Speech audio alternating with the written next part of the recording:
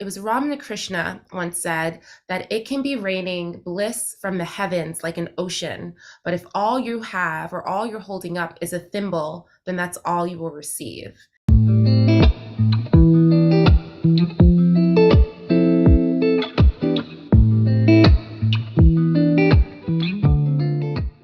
And I used to think it was like, yeah, well, then just get a bigger bucket or get something bigger.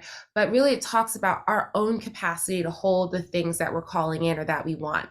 And when we talk about having the capacity or space, oftentimes we don't realize that we're holding on to so much stuff that doesn't serve us, right? Pain or disappointments or fears or insecurities or just the remnants of situations from the past that may have hurt us, right?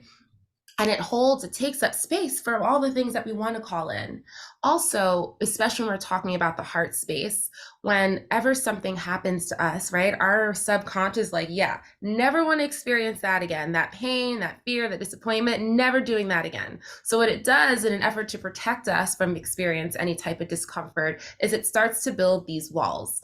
And what we don't realize is that those same walls that keep out or prevent those things or protect us from whatever imminent danger or fear or discomfort we think we might feel again, it's also keeping out the happiness and the joy. And we don't often take the time, one, to really start going through and seeing what's still serving me and what's not. And more importantly, these are things that are sometimes happening at a subconscious level. So as many of you know, I work a lot with the subconscious as hypnotherapists. And one of the things I love about Kundalini is sometimes we can't articulate what those walls are. Like, how many of you remember what upset you when you were 4 years old? Like, I'm sure there are so many things that we just don't remember. I'm sure mine had to do something with like My Little Pony and not getting something. I don't know. But those walls are still there. And what Kundalini does is even those things we can't articulate, but still maybe holding up space, or still maybe putting up walls or preventing the things we want from coming in, it allows us this really powerful tool and energy to help to clear and dissolve and balance some of those things so that we can have more space, so that we can have a greater capacity for the things that we want to call in. How Kundalini works, so it works, we have this energy that lies at the base of our spine, and it typically lies dormant.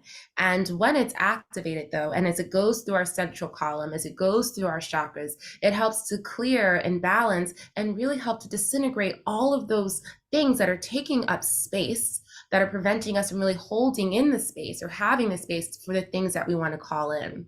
And so what we're going to do is we're going to move our body. We're going to do a little warm up just to kind of warm up the spine, warm up the central column, create the space for this energy to rise. We're going to use sound. So as you know, with Kundalini, it works with movement through the form of our kriyas, how we move our body. And you'll notice just a little like Kundalini cheat sheet. Whenever someone says we're working with the heart space, it means we're going to work our arms a little bit, right? Because that's just, just a heads up.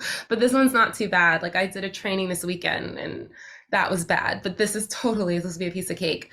We're also going to work with the voice, and we do this is another reason why I love Kundalini is, understanding the neuroscience and how much we understand through science how the body works and this correlation between the mind and body connection.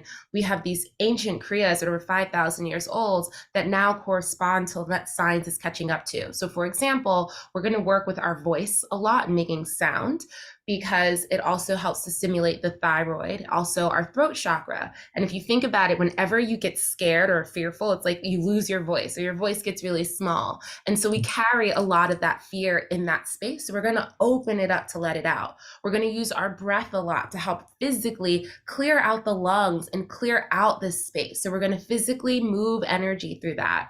And then we're going to clear this channel, and we'll do some body drops. We're going to actually awaken this energy. And then we're going to close with this meditation with our arms up and pumping our navel, where we help to draw this energy up. And I will guide you through all of it, but just to kind of let you know what's coming.